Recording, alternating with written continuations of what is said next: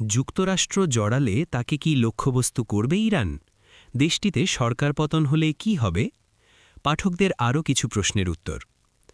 এক সপ্তাহেরও বেশি সময় ধরে চলছে ইরান ইসরায়েল পাল্টাপাল্টি হামলা এবং এই সংঘাতে যুক্তরাষ্ট্রের অংশগ্রহণের সম্ভাবনা নিয়ে মার্কিন প্রেসিডেন্ট ডোনাল্ড ট্রাম্প বলেছেন, হয়তো আমি যোগ দেব, হয়তো দেব না।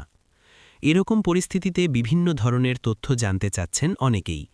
বিবিসির বিশ্লেষক ও সাংবাদিকরা এই সংঘাত নিয়ে পাঠক, দর্শক ও সামাজিক যোগাযোগ মাধ্যম ব্যবহারকারীদের তোলা গুরুত্বপূর্ণ কিছু প্রশ্নের উত্তর দিয়েছেন।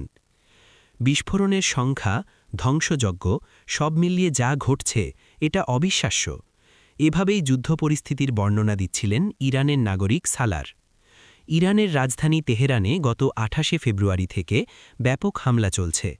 দেশটির ইসলামী শাসন ব্যবস্থাকে দুর্বল করতে সামরিক ও রাজনৈতিক স্থাপনা লক্ষ্য করে হামলা চালাচ্ছে আমেরিকা ও ইসরায়েল।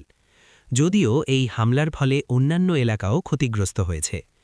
ইরানি কর্মকর্তারা জানিয়েছেন, শনিবার মিনাব শহরে একটি বালিকা বিদ্যালয়ে হামলায় শিশুসহ ১৬০ জনেরও বেশি মানুষ নিহত হয়েছেন। এই ঘটনাটি তদন্ত করার কথা জানিয়েছে হোয়াইট হাউস। ১২ দিনের যুদ্ধের সময় আমরা যা অনুভব করেছিলাম, এবার তার চেয়েও অনেক বেশি। গত বছর ইসরায়েল ও ইরানের মধ্যে সংঘাতের কথা উল্লেখ করে বিবিসি ফার্সিকে একথা বলেন তেহরানে বসবাসকারী একজন স্থানীয় বাসিন্দা। কিছু ইরানি এটাও বলছেন যে চলমান হামলার কারণে নিজেদের পরিবারের জন্য তারা শঙ্কিত হয়ে উঠেছেন। অনেকে আবার শাসক গোষ্ঠীকেও ভয়ঙ্কর হিসেবে চিহ্নিত করছেন এবং দেশের ভবিষ্যতের কথা বলছেন।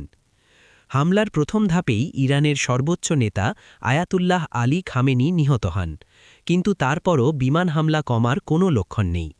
আক্রমণের পরিমাণ এত বেশি যে প্রতিটি দিন যেন একটা মাসের মতো মনে হচ্ছে, ইরানের বাসিন্দা সালার বলেন। তিনি বলেন, সম্প্রতি এক বিমান হামলায় তার পুরো ঘর কেঁপে উঠেছিল এবং কাঁচ যাতে ভেঙে না পড়ে সেজন্য জানালা খোলা রেখে কাজ করতে হয়েছিল।